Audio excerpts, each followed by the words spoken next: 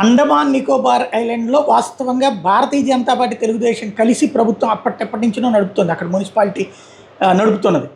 ఇప్పుడు అక్కడి నుంచి అండమాన్ టీడీపీ అధ్యక్షుడు మాణిక్యరావు యాదవ్ తాజాగా చంద్రబాబుని కలిశారు మర్యాదపూర్వకంగా. గడిచిన సార్వత్రిక ఎన్నికల్లో తెలుగుదేశం కూటమి ఘన విజయం సాధించిన నేపథ్యంలో బాబుతో భేటీ అయ్యారు. వెనకబడిన యాదవుల అభివృద్ధికి మరింత ప్రోత్సాహం అందించాలని ఆయన చంద్రబాబును కోరారు.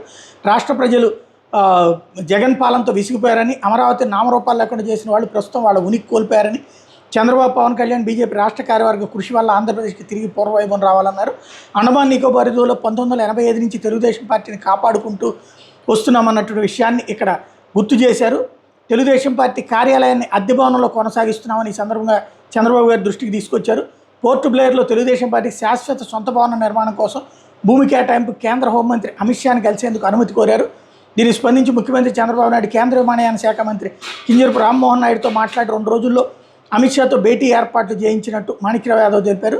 రానున్న 2 రోజుల్లో కేంద్ర మంత్రి రామ్మోహన్ నాయుడుతో కలిసి కేంద్ర ప్రభుత్వానికి పోర్ట్ బ్లేయర్లో స్థలానికి సంబంధించి తెలుగుదేశం పార్టీ కార్యాలయానికి భూమి కేటాయింపు మీద వినతిపత్రం అందజేస్తామని ప్రకటించారు.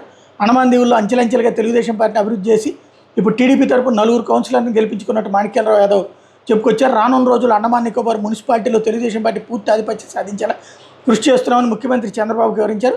పార్టీ అభివృద్ధికి అండమాన్ దీవులకు అవసరమైన ప్రతి అంశాన్ని తప్పకుండా సహకారం అందిస్తామని సందర్భంగా బాబు హామీ ఇచ్చారు.